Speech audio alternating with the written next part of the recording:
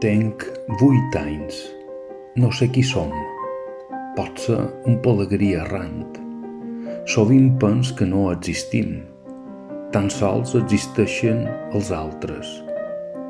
A la casa dels nostres veïnats hi ha una acústica excel·lent.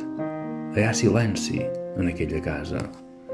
A l'habitació hi ha el piano com una fera mandrosa, aregada, i en el centre mateix hi descansa la bolla negra de la música. La senyora Jota em digué, just en acabar la primera o la segona classe, que seria millor que estudiàs llengos, perquè no mostrava talent per la música. Millor que estudiï llengos.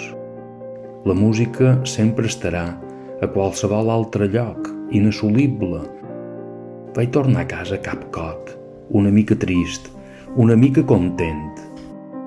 I vaig pensar amb amargor, en satisfacció, que sols en quedava la llengua, solament les paraules, només el món.